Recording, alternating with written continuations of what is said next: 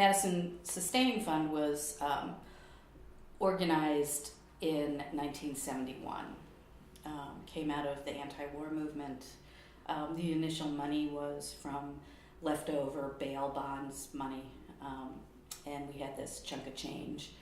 And a group of us came together to try to decide what we were going to do with it, and we thought, well, we should start supporting the organizations that helped support the students and other community members who had demonstrated against the Vietnam War. So that's where it started. I think that's where I felt our power was.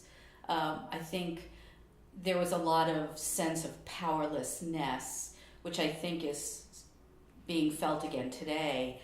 And we saw what we could do on a local level to make things change. So the notion of raising money locally and supporting local organizations who were progressive and looking for social justice and social change made a lot of sense. It just made a lot of sense.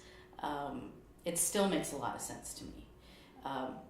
Not that I think people shouldn't be doing national work and national organizing, but from my perspective, I feel most powerful when the money I give goes to organizations whose names I know, whose work I know. I may know some of their staff. I certainly know some of their volunteers. So all of that is very important to me. Well, I think as an adult, so back in the day when we were just kind of feeling our way through and not really knowing how we were going to keep it all together, there were many, many long meetings. There were lots of internal arguments. There were many staff changes. We had very limited staff. In fact, I was one of the first staff people for Madison Sustaining Fund. I think we got paid $100 a month and split it 3 ways. We could live on a lot less back then.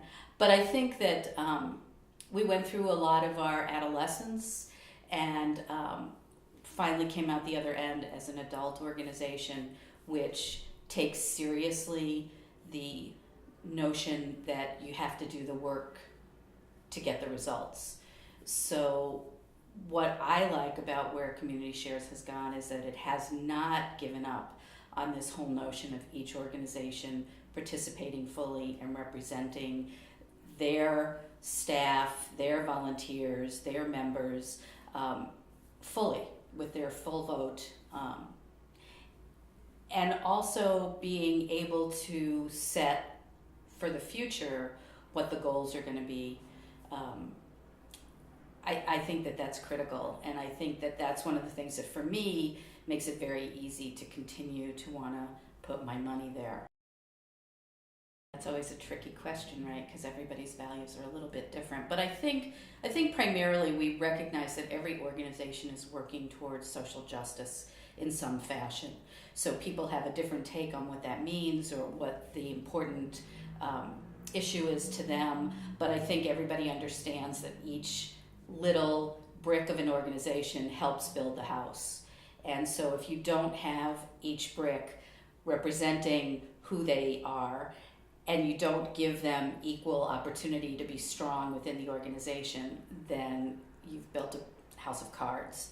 And I think that that has been really what's so critical about bringing new organizations in, giving the new organizations the mentorship that they require, helping support them financially. All of those things are really important, and it builds for a better community.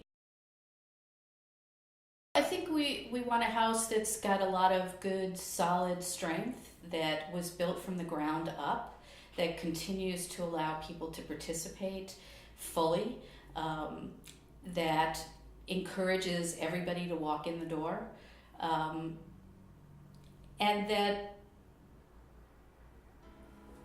offers a window into a way of life which might be better, more sustainable, and more egalitarian.